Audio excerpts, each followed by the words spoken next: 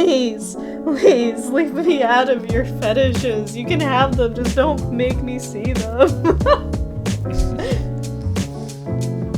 If I have to see more feet in future movies, Itisdpayne, it's all I'm gonna talk about. But alright.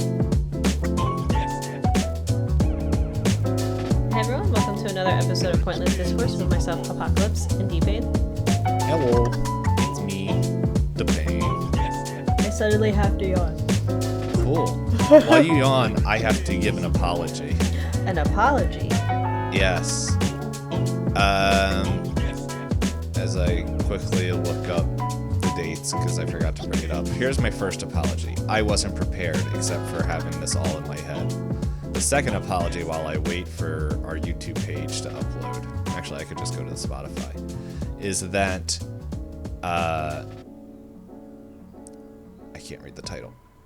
That Akira Kurosawa's Ikiru episode came out a week late, because I thought I uploaded it. Turns out I didn't. That's okay. So last week, well, for us, it was last week. For them, it is... let's see, this is coming out 2 weeks ago. They got 2 episodes. Oh, congratulations. A double. Yeah. Mm-hmm. Well, So, I mean, theoretically it's a makeup, but for all they know, it's a double. mm-hmm. I was confused, like, looking back at it, I was a little bit confused, because I'm like, I didn't see, like, a prompt come up, but, like, for my phone to download the episode, but I'm like, oh, well, like, I don't really pay a ton attention to what I download. And then I think I went and tried to look, I was like, oh, I gotta upload this episode, and I went to go schedule everything, and I'm like, wait a second, the dates are off. Why dates off? And I'm like, oh, whoops. So, It do be like that sometimes. Yeah, but I'm like, at first I was like, oh man, that stinks, and then I'm like, okay, realistically, this is the first time it's happened in like the whole, maybe like, I know I forgot to upload it, but I would get it up like later that day, like when I got home from work. Mm-hmm. But I'm like, this is the first time like I forgot like weeks, or not weeks, but like one a week. episode, yeah. So I'm like, I'm not gonna beat myself up. What? That's like a 3-year. 1 in 3 years. Yeah, that's really not frequent at all. Mm-hmm. So. And you caught it. It could have just disappeared into space for all we knew. I only caught it because I tried to because I'm like, all right, time to upload these 2 episodes, and this is the last one. Even though I'm like, I still had I still had high and low. Like I literally was editing and having that render while I was trying to upload everything, and I'm like, what's off? Yeah, on my personal YouTube channel, I constantly keep forgetting to upload stuff. I have a whole bunch of stuff queued that I have to do, but we gotta make sure we stay on schedule, because you know what my favorite thing about doing this is I am enjoying getting a new director every month. It's like, I'm just like, yeah, it is that's completely exciting. different. Yeah, because it's like normally, well, no, the A24 thing we just finished last year, I think. Yeah, that was 24 and A24. Yeah. Yes. So I think like we just finished that one, like according to last year's. I know we could look it up, but I don't feel like blinding myself. I think that would be like, we're either like 1 to 2, maybe at most 3 weeks out from finishing that. And like sometime like A24 was fun, but there was some weeks where it's just like, oh, this is a slog. And I feel like a lot of them, especially in some of the earlier A24 films, you could tell that a lot of their voices were not that identical, but a lot of the energies were trying to go for a similar thing. And I feel like I've noticed that also just generally in some other movies I've seen recently, where I'll watch a trailer and go, if I wanted to watch this, I would just watch Midsummer. And then like movies are like trying to make Midsummer happen again. And it's like, no, Midsummer worked because that was the vision. It wasn't like...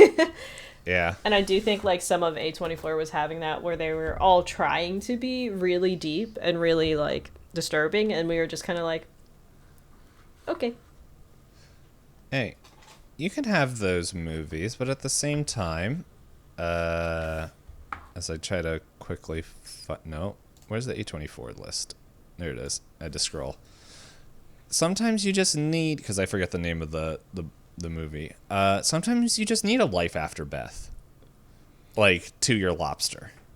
Life After Beth is not one that I was talking about. I know. Life After Beth was I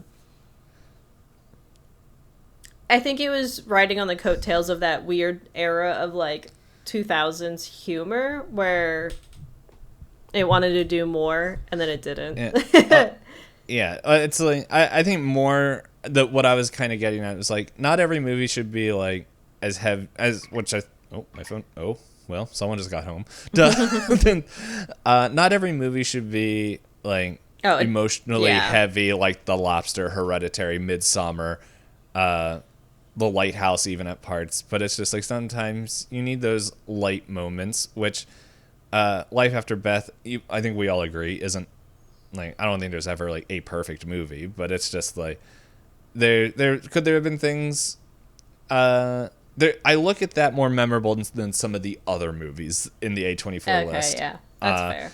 So like Life After Beth, Swiss Army Man, like I feel like those like it was nice little breathers. Even like everything everywhere all at once, even though it is emotionally heavy. It does have it balances really, itself. Yeah, the humor is really good as well. And so I feel like I know Wes Anderson was pretty much a last minute switch for us. More so order than necessarily. Like he was on the list. He wasn't. I don't think he was on this year. Oh, I thought he. No. Who did we swap? The Ring, the original Ring. Oh, Ringu. We got rid of him completely. I believe so, because we have other horror directors and other kind of like Asian cinema on the list here, especially one that's coming up in the next couple months, and so I think we decided like, hey, let's like we like horror and we like all that, but like let's not tire ourselves out with horror. I think that was. Oh, okay. I think the reason I got confused is we also did move the person for next month. We did move. Yes. So we did move them up or them down. We got rid of one and then we moved some people around. But Wes Anderson was like a switch. Mainly because I think we did Wilson Yip, which was more action stuff, and we knew we had more horror things coming up, especially when the fall starts coming in. And so, which I'm totally blanking on his name. I think it's Hideo Nakata. I think that's the Ringu director. I think so. I don't. We made this initial list so long ago that I'm not. I just see it highlighted on my thing, so I wasn't sure if that's what it was. But yeah, it's like I think we did that, and we knew there's other horror stuff, and we have more. Like, it's not like we're taking away Asian like directors and stuff, but all that to say is like Wes Anderson came in and. I think after watching Akira Kurosawa, and like just the long epics of his stuff, which is like kind of some of them emotional, some of them just like kind of not crazy, but all that the kind of zany humor of Taika Waititi. What I always feel like I'm saying his name wrong, Waititi, and like. Like his like the humor fused with his stuff, and then just the story of Ip Man, just like those 3 months. It was just like, oh man, and then we kind of get to Wes Anderson, and I'm like, oh, this is like light and airy, and not like an air freshener, but I'm just like, because I don't know. My biggest thing with him was always hearing people the TikTok trend that happened. I think I think it was It's the pretty beginning recent. of this year. Yeah. Yeah. And then it was like as soon as this film started, I'm like, oh, they really just did it. But yeah, I don't know. I do have some things that we can watch out for. A little article for his style, but I don't know. I didn't want to jump into that in case you had anything. No, I was You just wanted to gonna say. say, yeah, if this is your first time listening, yeah, this is our series. Like D-Payne mentioned, we've been watching a different director each month. We're just doing a different director for each month of 2025. So that's why D-Payne has pulled up an article to see if there's anything we can notice across watching the Wes Anderson movies, because this is something we haven't done with every director, because usually with us, when we have a series, we kind of figure it out as we go along. But yeah, Kurosawa, we watched out for like a lot of the unlikable characters, studying of human conditions. The grand battles only apply to his action movies. It's not every one of Kurosawa's movies. Could you imagine a grand battle in Akira? But yeah, so there are some things we watched out for there. So that's why D-Payne's bringing up this article here. I will say, like, on my end of things, while I think I understand why people like Wes Anderson, I don't. I At least the Royal Tenenbaums. I'll just put it out there for anyone before Spoiler Town hits. I don't think the plot line is for me, but we can get into it later. Yeah, Like I I think we have a similar take on the story. I just I like the way he edits. I think is it's but a I'm like, very satisfying. It's engaging visually, but when I listen yes. to the words, I was just like, Yeah. also, can I just say, I'm going to say it now. If it's not on the list, I don't want to see feet. I'm so tired of directors forcing their foot fetish on me. Was there feet? Gwyneth Paltrow has her feet out yes. almost Yeah. the entire movie. None of the men have their shoes off. And also, she's opening doors and doing stuff with her feet constantly. Like, I jokingly said I didn't want to watch Tarantino because I didn't want to watch feet all over my screen. Little did I know. Yeah, I was not that's safe. the second one today. Yeah, no, I didn't even think about that. I'm just like, are we gonna move on? No, okay, we're still here. Yeah, I realized that there were two major scenes. Again, this is not a spoiler. I guess it's a spoiler if you don't want to see feet. I also thought it was interesting when you messaged me about warnings for the movie. You didn't mention dogs at all. I will say warning if you don't like the implication of dogs being harmed. Nothing's visually seen, but there's a lot of implications. I think that's why I didn't say it, like, compared to what I did warn you about, which is like very on camera and everything, and my brain was like, oh man. And I like when I was just trying to think of stuff, I completely forgot. Yeah, unfortunately for people, animals is more. Yeah. It was just more how it was shot, because it was just like, oh, that's a lot of red. That's very Anyway, visual. Yeah. Yes. But no, there's like two major parts where Gwyneth Paltrow at one point, her as an adult character is first introduced. She's painting her toenails, and then she's made to open a door using her feet or something like that. And I was like, that's weird.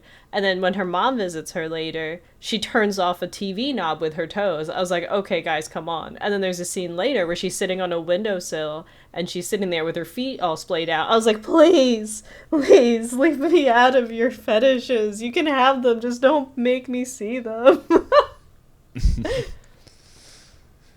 If I have to see more feet in future movies, D-Payne, it's all I'm going to talk about. But all right, tell me notable things about Wes Anderson and if feet are involved. Hey, how to spot a Wes Anderson film? Feet. No. The first thing was symmetry. Kind of like in his blocking, there's characters or things that are perfectly centered. We definitely see that a bunch in different scenes, especially in the beginning. Yeah, I think it's Royal Tenenbaums is a lot less obvious, interestingly enough, compared to some of his later films that I've watched. Because I have watched Grand Budapest Hotel and The French Dispatch, and some of those, it's just like, Yeah. Like, everything is symmetrical. Mm-hmm. Yep. So there's then, yeah, and so we can see that. I know in a couple articles I was reading, they or just skimming through, they kind of talk about that. Tableau, I definitely mispronounced that. Tableau compositions. I heard this word. I just don't know what it means. Let me. All right. A vivid or graphic description. A striking incidental scene as a picturesque group of people. An interlude during a scene where all the performers on the stage freeze in a position and then resume action before. Okay. So, okay. The example they give is some in one of the movies we're watching later. But yeah, there's pretty much scenes or something where it's like, I think they do this in the Royal Tenenbaums. Actually, yeah, kind of. Well, it's the last scene I think they're talking about, where it's kind of everyone's a little bit frozen as the camera kind of moves around and shows. Everyone's kind of like in their own spot, which happens a couple times. This other one, which I feel like is one of the big other things, is color, like his color palette choice. He's very deliberate. Yeah. Like a lot of warm and kind of almost like pastel-y kind of colors. But, yeah. But, like, each film has its own kind of color that's pretty easy to spot between the symmetry and the color.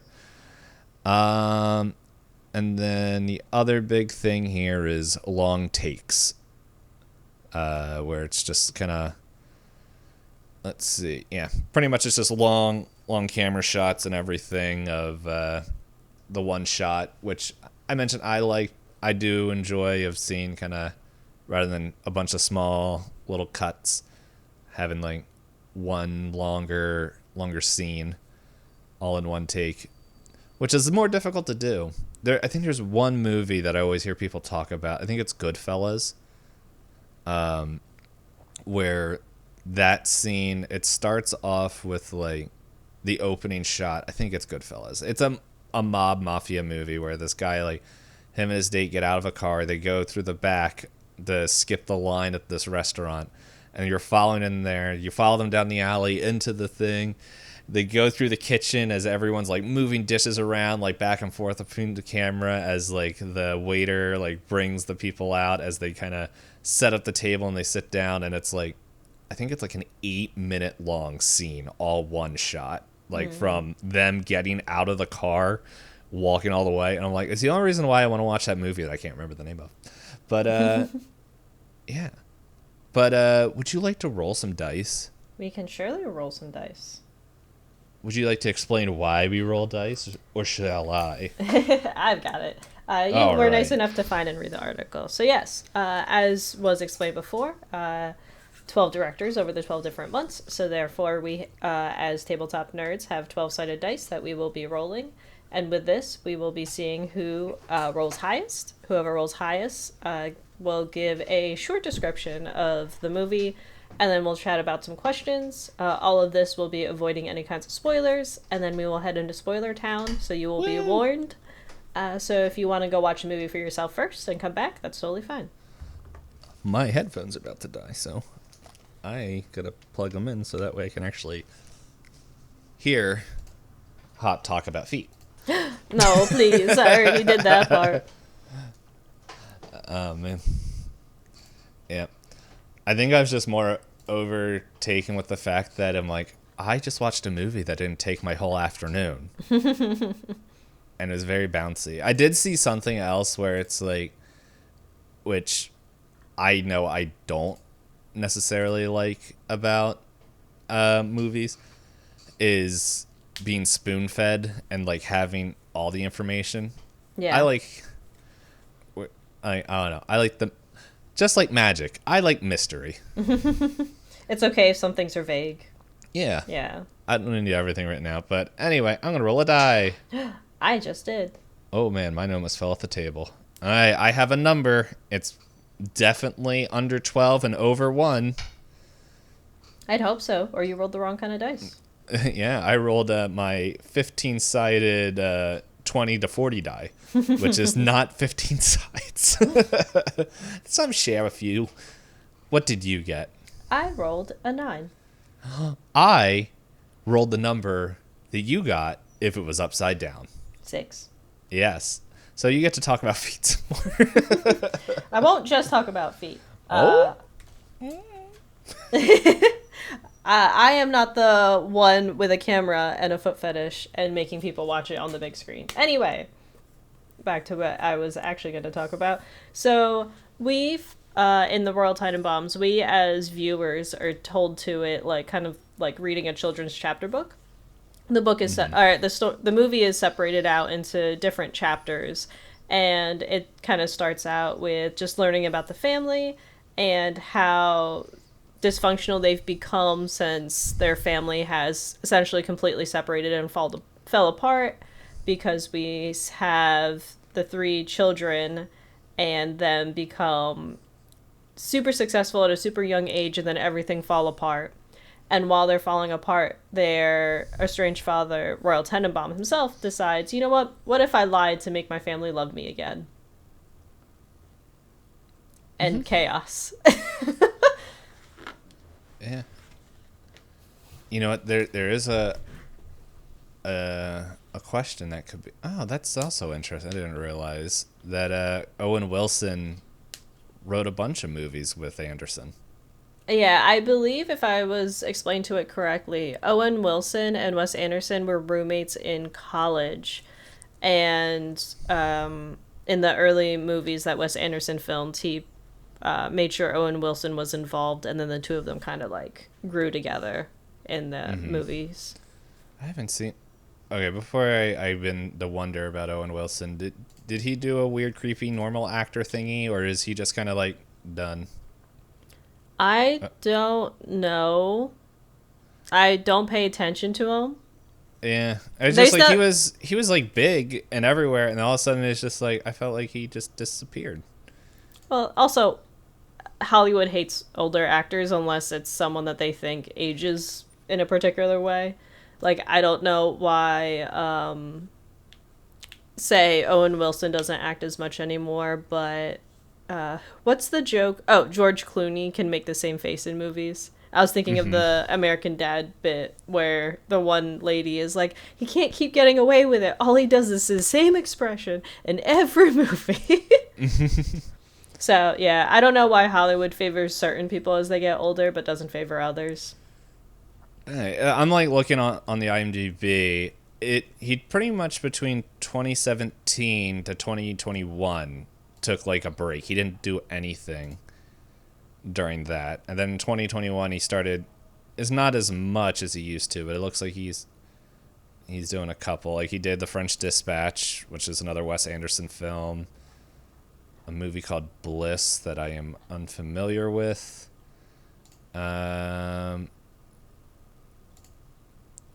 Oh, okay, phone. I thought people would leave me alone.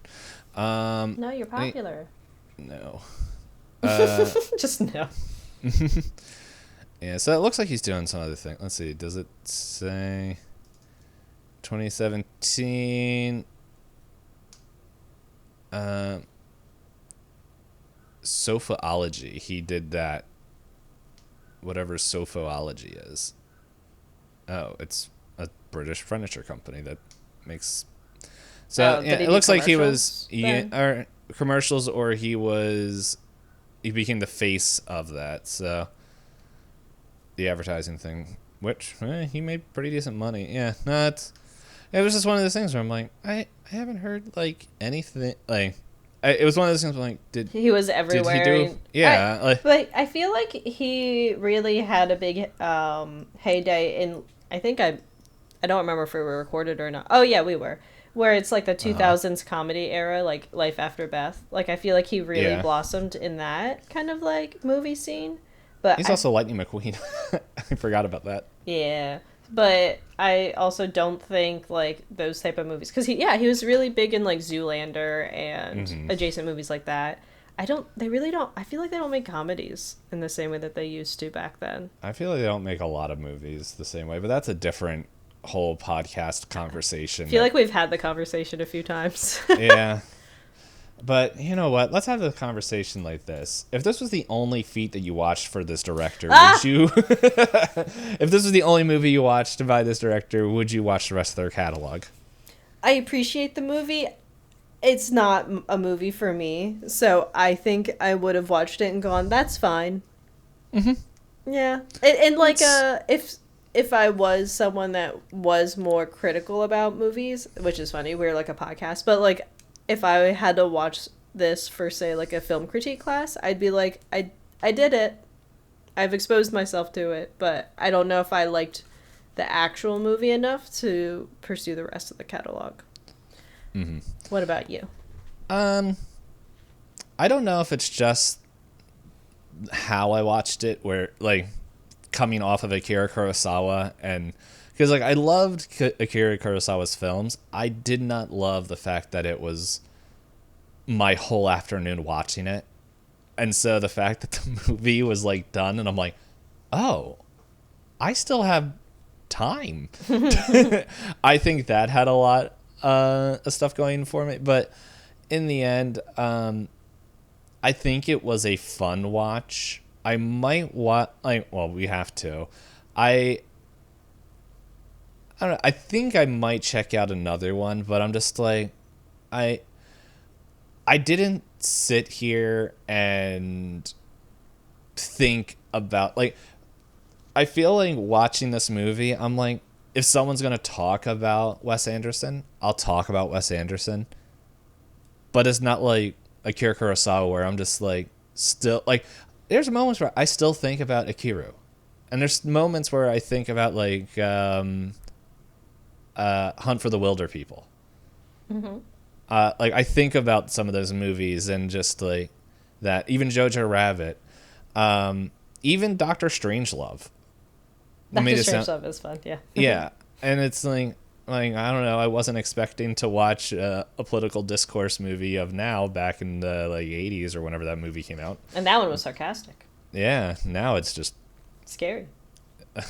Yeah. I don't know. I will say, it is funny watching a whole bunch of people say, oh, he said the F-bomb on live TV. And it's like, you say it, like, while you are stinking farting around. Like, the only reason I know about that is because I saw a TikTok of it that was like, he dropped the F-bomb. They went, oh my god, how big is the bomb? What kind of bomb is that? I've never heard of the F-bomb. And they went, no, the F-bomb. And they went, why are you telling me? That doesn't matter. There are worse bombs to be dropped right now. Yep. So, I was just, like, I didn't even know about it until someone came into work and he's like, he said that. And I'm like, and cool. Like, in the scope of things. And. We had, and then we talked about other stuff. But anyway, yeah, I feel like The Royal Tenenbaums as a movie, I think it was fun. It might be more fun to watch with more people. I feel like I'm answering a different question. But I think I would be intrigued to watch another movie. Okay. So how much did you root for the feet? No. How much did you root for the other characters? No. That's my answer. Like, I know there's no a lot... for feet and for characters. There's a lot of the movies where I go, there are things like... Alright, okay, let me phrase it this way. I like reading stories and watching movies where you have characters that you don't love, but you can't help but, like, want to, like... Either they change your mind later, because Kurosawa has some characters in his movies where in the beginning I was like, I could care less, or I could not care less about some of these characters. And then by the end, I will go, man, I wish he had a happy ending. Because a lot of Kurosawa's characters actually just don't have happy endings for different reasons. But, and then... I wish I could remember the song he sings. Oh, so but there's just, like, something again, I've read some books like this. Like, I've been part of like online book clubs where I need to read about like feeling bad about rich people, and I can't do it. Like, I have such a hard time from my personal life experiences to even begin to go boo-hoo to like people that are like as privileged as the Tenenbaums are in this movie. And I know there's like the case and argument to say like rich people have problems too. And I'm like, everybody has problems. But the rich people that are always depicted in these types of media make it everybody else's problem. Like, if I read a story about a rich person going, "Oh, I have been humbled. I will change my ways." Kind of like how Akiru kind of has that, but he's not rich, but he does have a lot of... If I were a rich man. He has a lot of sway and could get away without helping people, but he eventually decides to help people. Like, I can get behind those kinds of stories. But, like, I forget, there's one book called, like, Pineapple Street. I remember reading and going, wow, rich people are sad sometimes. Who would have thought? Like, that's how I felt about the Royal Tenenbaums. Not to make light of all of the trauma that they have unresolved, but they also have so much money they could all go to therapy for the rest of their lives with the most expensive therapist, and it wouldn't put a dent in their wallet. One of them has been investing in the stock market for 18 years. He can afford to unravel his trauma. So no, I did not root for these characters. Also, I say it's incest. Non-spoiler. Oh no, I agree. That was weird. Yeah, she was 2 when she was adopted. Yeah, it's like I'm sitting there and I'm just like, is this really the argument? This is the plot. This is what a lot of the plot is about. I'll wait until we get to spoiler town. Did you root for anybody, D-Payne? The youngest, no. And his relationship. No. I was hoping you meant the grandkids, because the grandkids, they did nothing wrong. The grandkids are great. Yeah. I do like the grandkids. But they are not part of the story, unfortunately. They are just accessories to the story. Yeah. They are vehicles to move the story along. I voted for the butler dude. I forget his name. Pagoda, because it was... Yes. There's a lot of things in this movie also that are culturally insensitive, but I'm going to set those aside. Even though this movie's not that old, I'm going to not gripe about those, because... Did this movie even come out? Oh, 2021. 2001. I was going to say, I hope it's not 21 and they're making these... Yeah, 2001.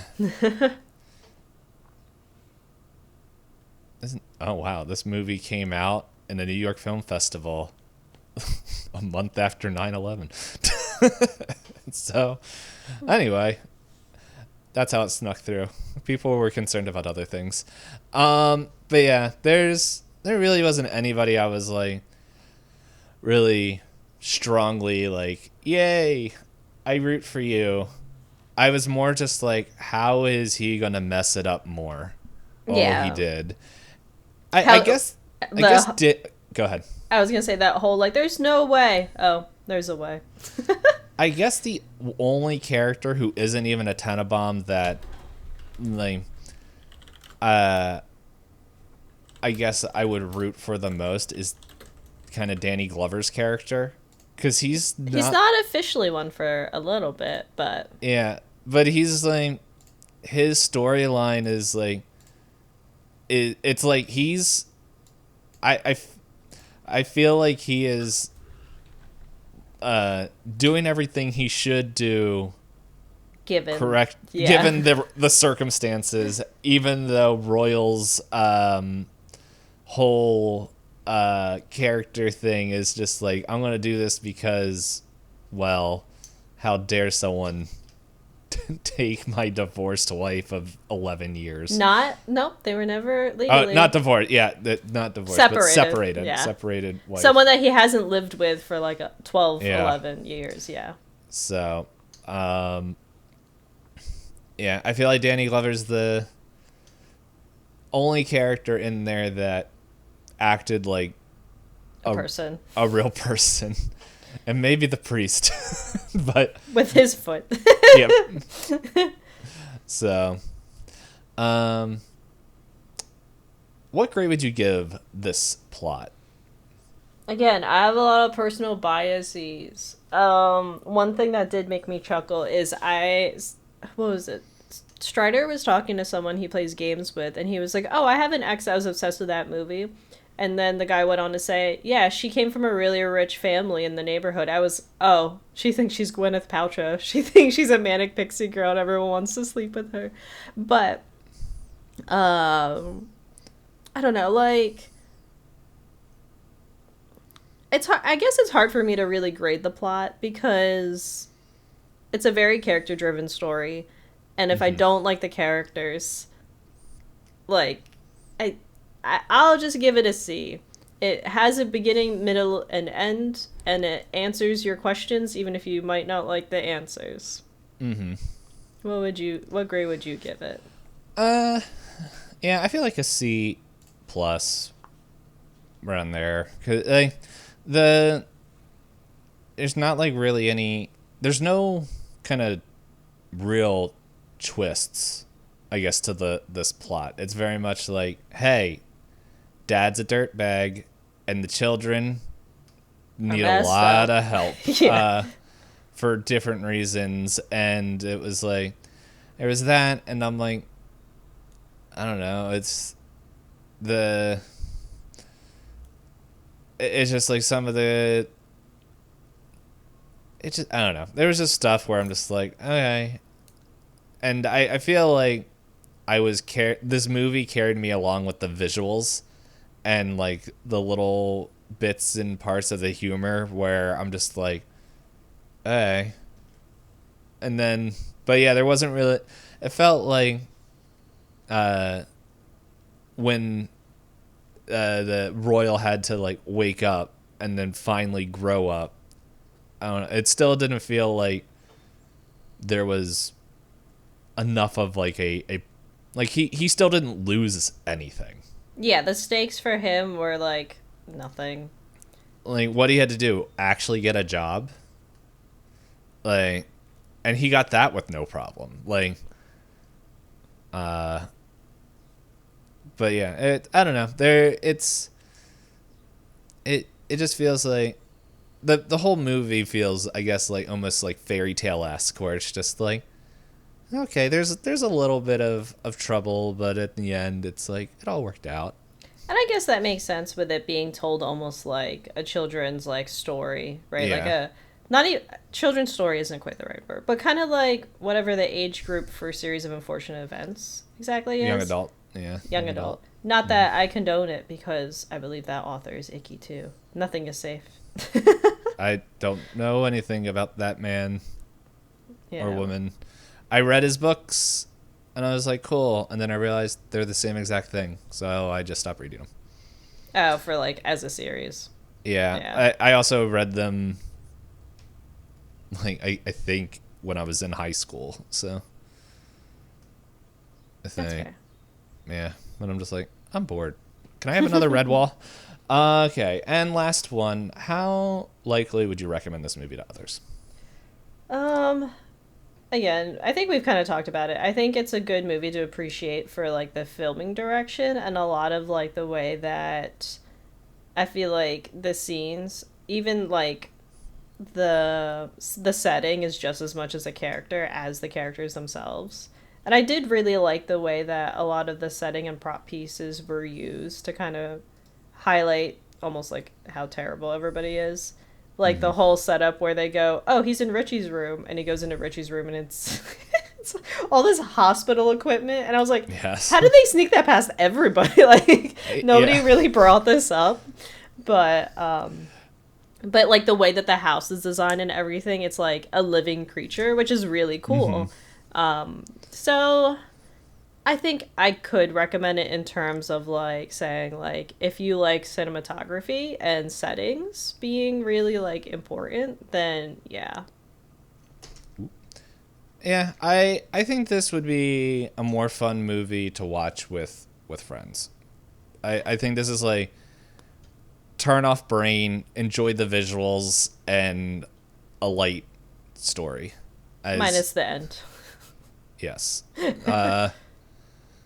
and yeah, and just like except for a couple parts, like um, but yeah, it's a I don't know. I feel like that's how I'd recommend watching this movie is, I don't know, in a group and excuse me and stuff. So Yeah, I think that's fair. that's all I got. But oh, did you hear that? I think the conductor is saying that Spoiler Town is our next stop, Choo and that it's about to choo. take off. Tune back now if you'd like to witness, as D-Payne heard me yell, the feat for yourself. Oh my goodness, so many text messages. All right, and 3, 2, 1, toot toot. All right. Where do we Yes. start? I don't know. Okay, we're done. Okay. Um, I think one thing I did enjoy about this movie, I did like the start. The like sequence of teaching us about all the characters was very fun. Yeah, and like the opening of like here's them when they're younger, and then it's like, Hey Jude just playing dun dun dun dun, and like all the like different things that I keep seeing. I'm like, my brain is like, oh, it's the TikToks, but you know, it's just like everything kind of getting put in there. And I liked how they showed them as they were kids, and then it was just like, okay, here's them older now. Like here's all you need to know now, and everything going up, like here's everything afterwards. Of just like here's all I think I did like here's the actor and who he's playing or who she's playing, and just kind As of the there, opening. Yeah. and like the background showed like also gave like a peek into who this character is like and everything. So I thought that was fun, even though by the time I think like the fourth character popped up, I already lost track of who was who. So I thought the beginning was fun. I felt bad for Margot, however you say her name, because it's like her introduction is like she was a genius. She was a playwright. She did her first play. She ran away and lost a finger. Oh wait, before that it was just like Margot, the second adopted child, where Royal always introduced her as my adopted daughter. It's like, this is my adopted child, and she's like, hello, and it's like, why'd you adopt her? I know. It's like, look, she looks nothing like us. She's nothing like the rest of us. It's like, oh, yeah, great. and so, yeah, there was that whole thing, and yeah, it's just one of those things where I'm just like, okay, like, you know what? I know I want to start off. Okay. Stinking. We brought it up earlier. Owen Wilson's character, man. I like him as Eli. I liked him Eli. as a kid. Eli as Yes. a kid was very sweet. Very. I understand why you're outside looking in, going right across the street from you are the richest people that I've ever seen, and they're so popular and they're so famous, and their life is great. And then like adult Eli, and to think Owen Wilson helped write that character that he plays. Yeah, it's. Oh my goodness! I just realized they have a stinking family tree on the Wikipedia. You kind of need one, Yeah. honestly. And it's just like all Eli wanted to be like, and they say at the end, he's like, I just wanted to be a Tenenbaum, and I'm just sitting there, I'm like, why? Why would you like? None of them are happy. Yeah, but he's got that like. But yeah, he like the outside looking. looking in, and yeah. So, yeah, and then it's, I don't know. It was just like, because like for a little while he's just like it felt like he was trying to be like oh man, look at this guy who's successful and he's like the voice of reason, and then you like find out like, oh, what was it? He sends like his model shots or something like that to the mom for work, like validation. Yeah, and she's like, oh yeah, he's always done that. He's been sending me his like report card since the 5th grade, and it's like, what? Yeah, everybody is so unhealthy in this movie. Yeah. And then the way he gets around is like, oh yeah, your sister is like, or it's like, yeah, because Margot goes and confronts him. And he's like, yeah, well, you love your brother, or your brother loves you, or something. And he's just Yeah. like, oh, I shouldn't have said that. And then it's just like, you're in love with your, and it's like that whole thing. And then like, I'm just like, what the heck?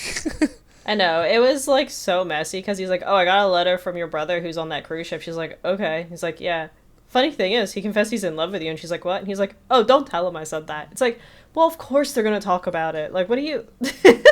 And then her to go, hey, I heard about that letter. He's like, and then he goes to Eli and he's like, why'd you tell her about the letter? And he's like, Yeah. I don't know. Yeah. But it makes a lot of sense later, though. Like, I did find the one scene pretty funny where he's like trying to do the interview for his new book, and then he's like, I'm gonna take the mic off and leave now.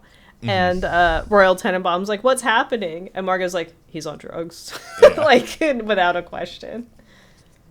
Mm-hmm. And then it's the very end when he crashes the car. And then Chaz is chasing him through there, and they're just like, he's yelling at him, just like, what the heck are you doing? And he's just like, I need help, man. He's like, no, duh. I could have told you that, but at least Chaz Yeah. is also like, yeah, same too, actually. Yeah, it was like all mad and just oh man, it was like, I think even at the end of the movie, I'm just like, man, Henry, who's Danny Glover's character, I was like, guy, you saw what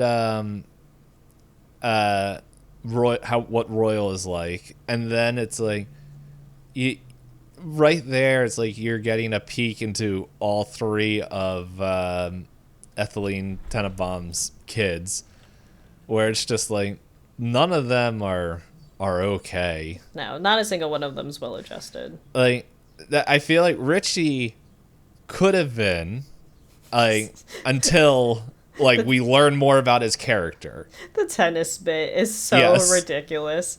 Because, like, I like how in the beginning they kind of just hint, oh yeah, he choked during a major tournament and Yeah. became a laughingstock. You're like, okay, it happens. And then they start slowly showing the footage where he's like, why'd you take your shoes off? Why is he crying? Why is he just like sitting down on the ground? And they're like, oh look, there's his sister who he keeps staring at, who got married yesterday. Yeah, well, yeah, it says in the beginning, and then I think it also is like Bill Murray's character whispers to Gwyneth Paltrow's like, why does he keep staring at us? Or something like that. I'm just like, I don't know.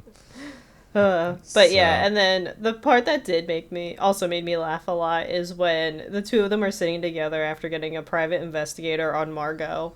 And it's like, you as yes. Margot's husband are not weirded out that her brother is Yeah. paying halfsies for a private investigator on like who she's been with in the last like 10 years. I thought it was funny how that's like the thing that stuck out is like, she's been smoking. Yeah, and they make that like a constant plot. Like, Yeah. nobody knows anything about each other. Like, Margot's been smoking since she's been 14. Yep.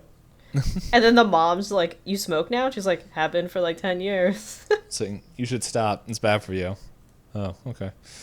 So, yeah, I don't know. It's All right, so you're saying that your least favorite unlikable character is Eli. I don't know. Yeah, I don't know if I would give him the award of least favorite character or least liked character. I'm trying to think, because I'm looking through all of them. Because, like, Royal, for the most part, like, I don't agree with what he did, but I do find some of the things he did really funny. So Just the scene where he's like, I'm dying, and she's like, oh my god, he's like a boy. Yes. He just hovers around his stomach like, you know. Yeah. And he's like, actually, I'm not dying. She's like, what the hell? Why would you say that? He's like, actually, I'm dying. What is it? Yes. Like, it is a ridiculous stint that, like, he gets kicked out and is just like, you know what? I want my family back. And it's like, you haven't wanted your family, whatever No, you he say. didn't want to go back. The only reason he went back is because Pagoda tells him that Henry Oh, made a that's move right. on ethylene, and that's when he goes to the He's doctor. threatened. Yeah. And yeah, that's when that was something that, like, I either misheard or something, where it's like he finds out that he's either sick or something could potentially be wrong, or I don't know, because he isn't a doctor, and I just missed what he said. I also So missed what he said because so I got the DVD from my library and some uh of the audio I got was it was really quiet and it was an old enough DVD that didn't have captions as an option. And I was like, my accessibility. Cuz I yeah. tend to like watch movies in a space where sometimes like people are talking around me and usually when I have captions I can, keep up just fine. So I might have missed a handful of things here and there with this, but I also feel like you said, this movie was straightforward enough that I didn't need like Yeah. every detail. Yeah. I put subtitles on everything now because the frequent listener likes subtitles on everything. So I just gotten used to having everything with subtitles on it now. Mm-hmm. I'm just like, okay. Um, yeah. So there was that. I think some of the things that I did, even though I don't like how Royal, how he, before he gets caught, I don't like the whole thing of how he tries to trick his way back into the family. But I did like how he, was trying to connect with his grandsons. Yeah, kind of his do-over. Yeah. And like that whole thing where it's just like, and it almost makes me wonder, because we don't see, because the young one, whatever his name is, Richie, like it's hinted that like Royal takes Richie out when he was younger. They would go out and do like some bonding thing that Chas never was able to do, and Chas and Margaret were never able to do. Yeah, they were never invited. Yeah, and so they go out and do something, and it's like in the future, like when we get to the current day of where we're watching the movie, Richie still has this like bond towards Royal, and it's like, okay, was Royal kind of having some form of bonding time with Richie as he's doing with Uzi and Ozzy, or whatever their names are? Ari or Ari, yeah. Ari and Uzi. And so it's like, okay, was that something that was going on? Because it's like looking at him, like when they're jumping into the pool, riding on the trash truck, and doing like kind of like stealing from the store and all that stuff. Like, it's, even though some of that stuff is illegal, it was still He like, made it exciting for the kids, yeah. yeah. But yeah, so all that was going on, and so it's like, okay, if he was doing something similar with Richie, like, it makes sense. And then like with Chaz, his only memory that he holds on to with Royal is when he got shot in the hand with the BB gun, and he's like, we were on the same team. He's like, we're on teams? I know. He's like, isn't the point of the game just to shoot each other? He's like, Dad. But then they also have the whole litigation battle. And like the more and more and that is the one thing, is like, as they reveal more of that, it's just like, my son sued me when he was 12 years old or 16. And then it's like, yeah, well, you stole took his money. stole Yeah. his money, and then he, like, in the legal battle, took the house from him or something like that. I know, and then I like how his lawyer is like, "Don't make statements. You're gonna say something wrong." And then instead of defending him, his lawyer just sits there, and Royal looks at him, and the lawyer's like, "You messed up. Like, I can't defend this." So yeah, it's, I don't know. There was stuff like, I guess with that was just, I don't know. It feels like all the Tenenbaum, like Royal's family line before this, were all kind of like big, like I don't know. It seemed like they kind of were very similar. It feels like. Because what was even on, like, because it does a quick like they do a double take of what Royal's headstone was. It's like he died like fighting tigers on an airplane or something like that. And it was like a war veteran, and Yeah, like that's all what these it other was. things. And then he's like, "Man, I want to grave that cool." And they were like, "Hmm."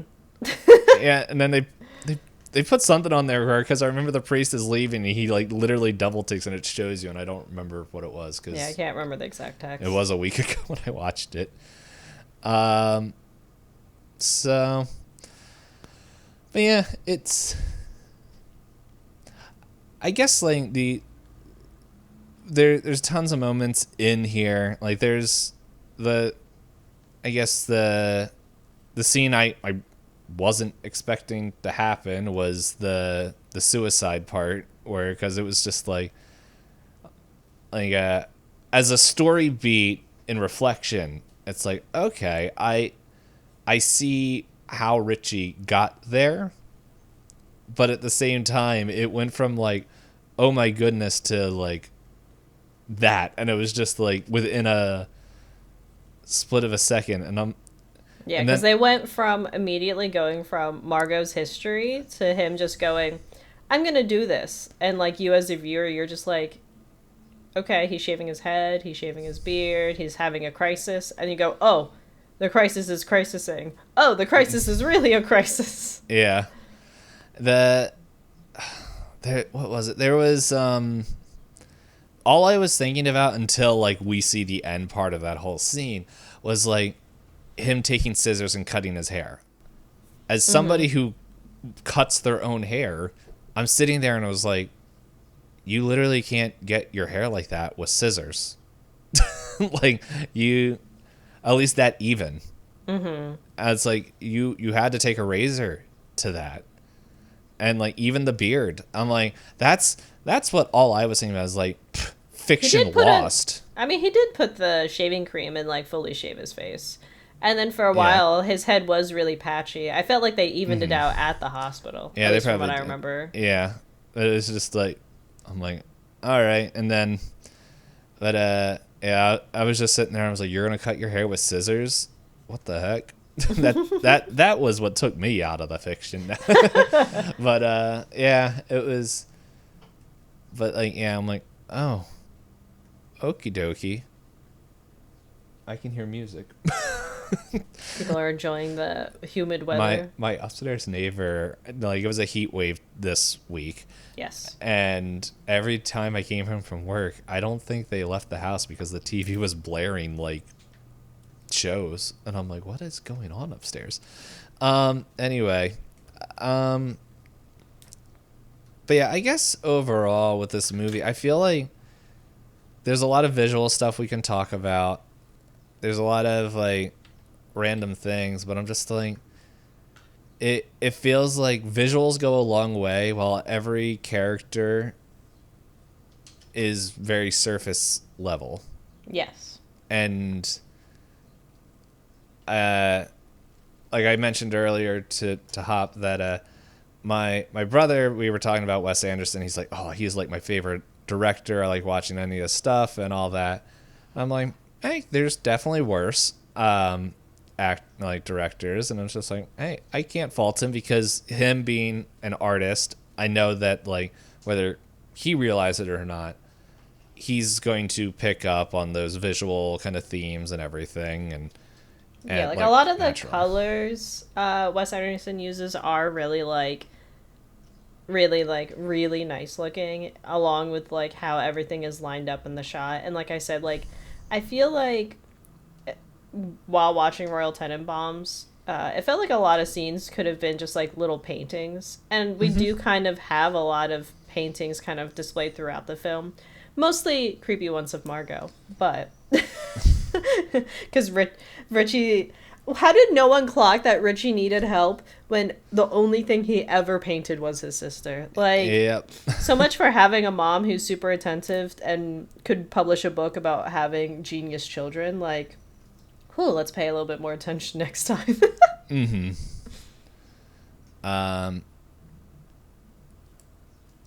Yeah, so there was that. But yeah, I'm just like, I am interested to see, because like the movie we're watching next week, it's the only movie of his that I've seen before. And so I don't know. I'm interested to see, because I remember really liking that movie, because I think it's. Is it a stop motion?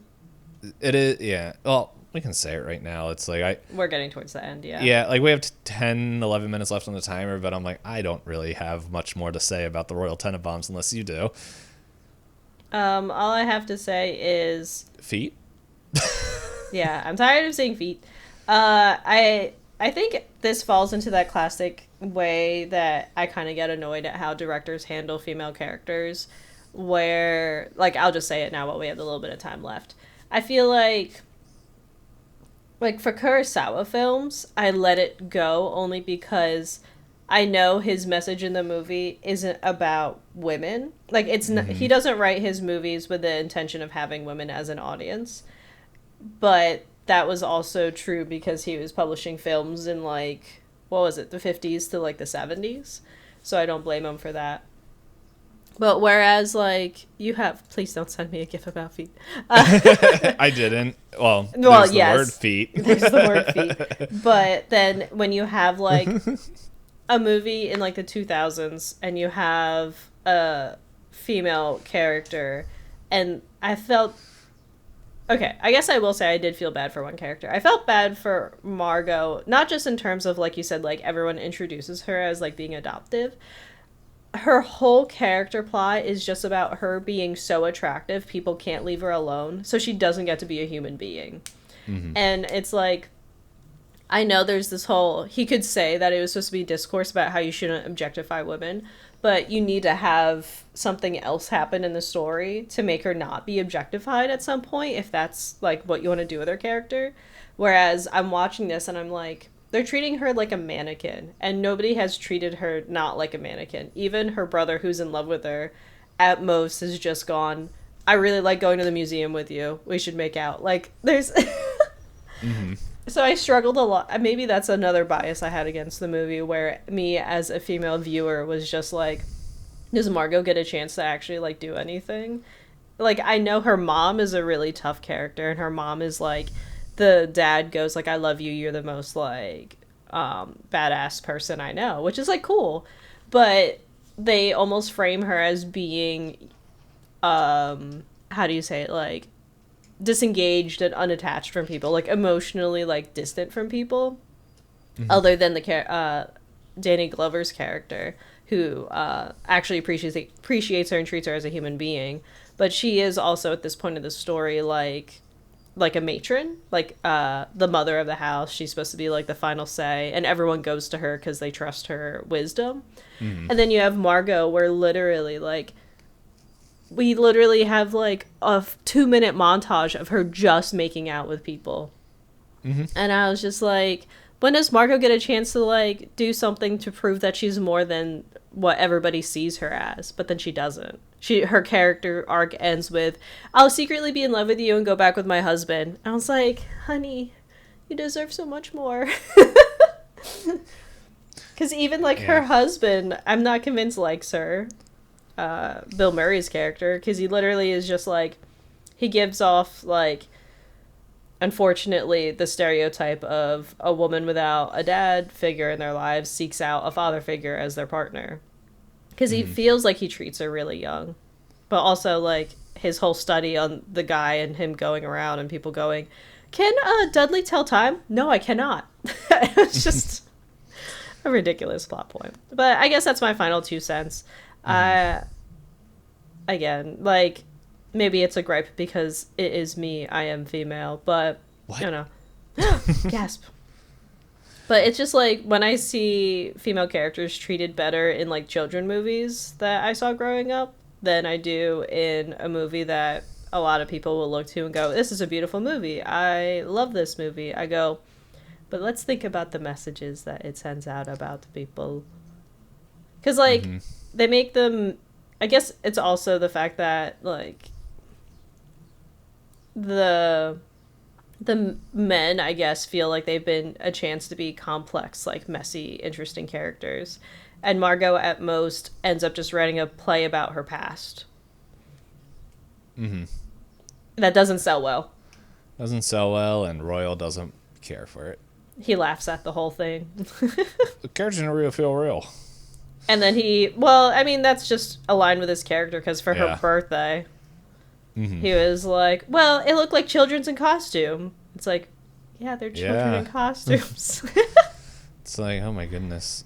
You should have been socked up the head a while ago. How did it feel for you watching Royal fuck up that family as a child with your background in child psychology? Um, I wanted to beat him up. It was there. It's not hidden like on in the movie like Yeah. of just the effect that he had. And then what was even more frustrating where he's like, oh, let me weasel my way back in, and then he's like, what do you mean nobody wants to hang out with me? And it's like, He's like, I'm so lonely. It's like, yeah, you did that yeah, to yourself. it's like that narcissistic behavior where he's just like, I can do no wrong. My children, well, they're just a byproduct of me and my wife, and like, not that I'm giving him a way out. But the way the movie is set up, Chaz and Margot are like prodigies. Not that Richie isn't, but it's just like Chaz was running a business when he was 6 years old, and he like, or whatever it was, and like all Yeah, this he stuff. had Like like bonds and stocks by 12. He had like a whole Yeah, yeah. Margot was there, and then disappeared, and nobody looked for her, and she just showed back up, and she just kind of disappeared and all that, and it's like, and as even though I don't agree for people adopt people just be like, oh, this looks nice on a Christmas card. That's kind of what it felt like. Is like, oh, we need like a daughter, so let's just adopt Margot. And through the whole movie, it's just like, no, it makes sense why she's devoid of emotion and connections and isn't able to really connect with anybody in a serious, long-term, effective way because of one, the relationship with her father. Nothing against, like, I know, like, even the way Etheleen's like, we don't see a lot of it, but it's just like She felt like she monetized her children's talents. Yeah. yes, yeah. And so like I would say all of them never had a real childhood. They were made adults at a very young age, because even Richie, he's a pro tennis player by the age of like 11 or 10 or something like that, and would probably still be doing it if he didn't have the mental breakdown of seeing his sister with her public marriage. And so all that, like, just I think Royal does get and deserve a lot of the blame for how messed up his children are. But we don't see a lot of like the raising of the children and all that stuff. We just see where they're at. And so Etheleen, like, I don't know, like the way. Yeah, like, she could have. Yeah, she could have. There like could I have said, been other ways. there could have been a lot of therapy that could have happened. A lot of therapy and a little yeah. bit more paying attention rather than like constant, like as you Pursuing said, of the greatness. yeah, or like the monetization of the kids. Yeah, because she talents. publishes a book about like how I raised geniuses. It's like, Yeah. Where it feels like they're all narcissistic in their own ways. Margot, I think, is the easiest one to see the effects of it, of just how cold she is to everyone, kind of devoid of that. She doesn't have anybody that she can be herself with, at least from what we see on camera. Mm-hmm. They show a little bit at the end, which is still gross, with Richie, because it's like, no, you guys, you might be stepbrother and sister, but you guys still grew up together. together. Like, you are still like, you're still siblings, just not by blood. And it's like, that's its own kind of Problems. Yeah. That's kind of like the whole a plot point of Old Boy, but anyway, a little different, but still, yeah. Yeah, so there's like that side of it. Richie, like, I don't know, it feels like he never actually expresses his own self Like He ran off on a cruise ship by yeah. himself for like who knows how long. Yeah. Yeah. And so like, he's just kind of, he doesn't have a healthy way to deal with like grief and all that stuff, and he's like been gone for, like 5 to 10, like it feels like close to 5 years, just traveling the world and all that stuff. And Chaz is like he's the one I find a little bit interested. Not they're all interesting in their own way, but like I guess from a psychology point of view, Chaz I think is interesting because we don't know what he was like before his wife died. Before his anxiety. Yes. Yeah. So he could have been the most well adjusted. And I think the way he is portraying his overprotection of his kids, because it's like there was a plane crash, his wife died, the dog was okay, like His kids were okay. his kids were okay, the kids were okay, but it's just like that whole thing of just like it makes sense why when we first see him as an adult, he's having the panic drills and like for the fire drills and everything of like how quickly him and his kids can get out and everything, and like it makes sense. And then like how we see his whole character where it's just like my kids can't be kids because I'm afraid for their safety. And I feel like that, like, yeah, him being a business owner when he was still like in diapers and all that stuff, like probably didn't help. But it seemed like from what we saw and the little bits and pieces we see of his wife and his relation before she died was healthy, and it seemed like those kids were in there, but we don't have any information. But we do see what's happening afterwards, and it does take a little while, but we do see that Chaz is like, okay, I need to go get help, and it does look like he does. And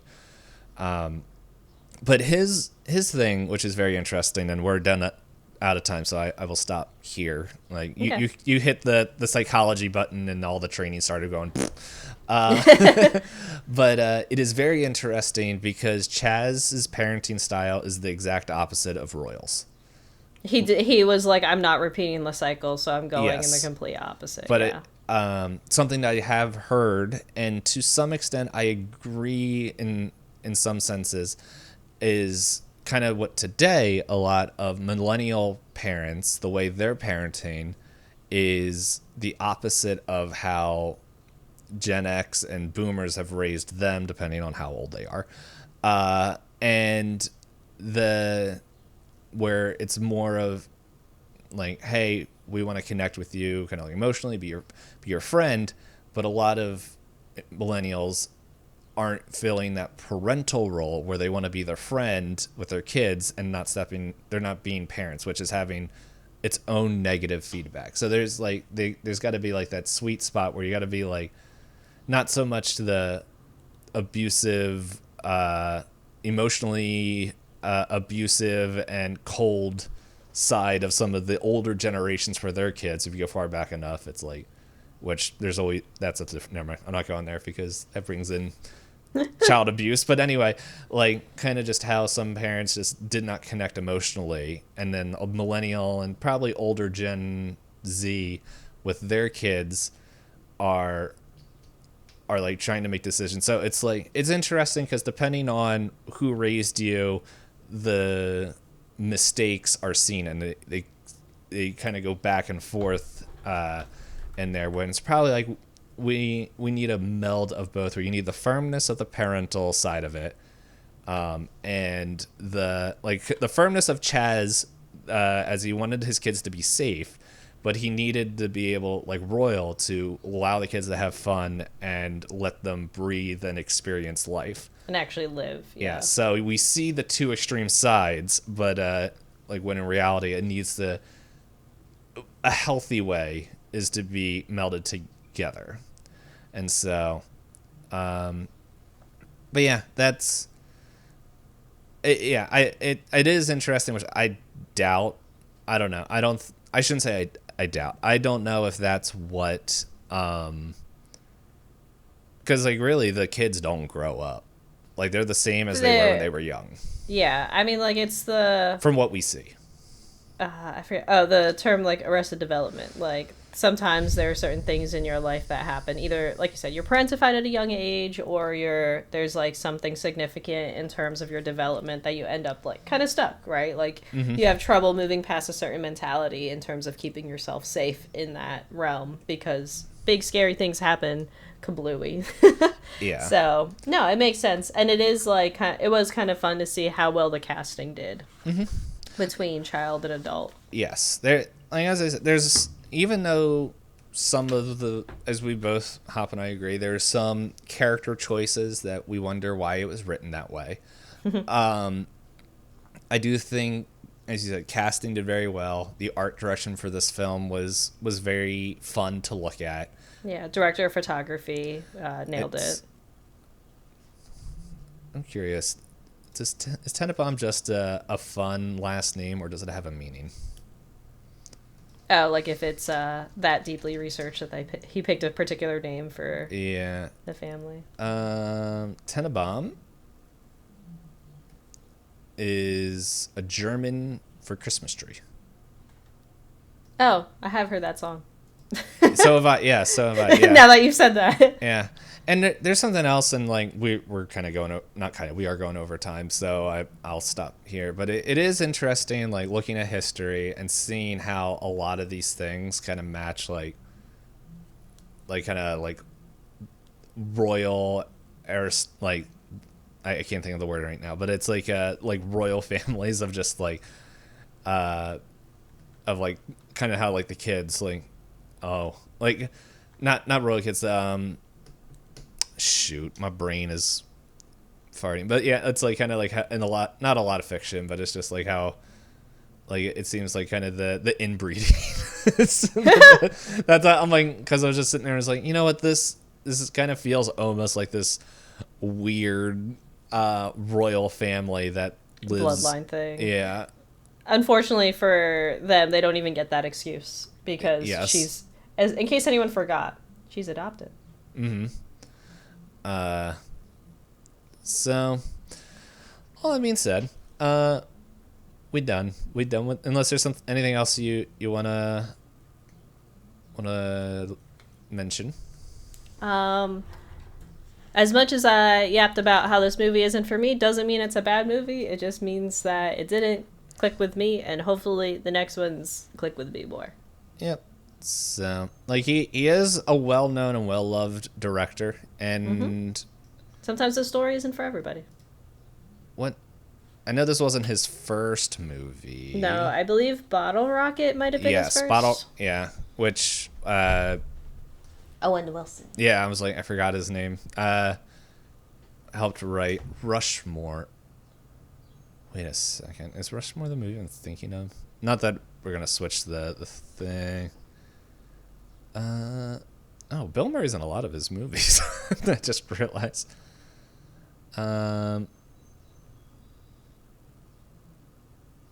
No, I think there's a movie that's on my list to watch, and I don't. It's not Rushmore, and I'm blanking what it is. But pretty much it's like mimics political stuff. Let's see, I'm trying to think here. Yes, okay. This seems like a theme. Here's Rushmore, because I have heard of it. And it's like, a teenager at Rushmore Academy falls for a much older teacher and befriends a middle-aged industrialist. But later finds out that his love interest and his friend are having an affair, which prompts him to begin a vendetta. Gasp.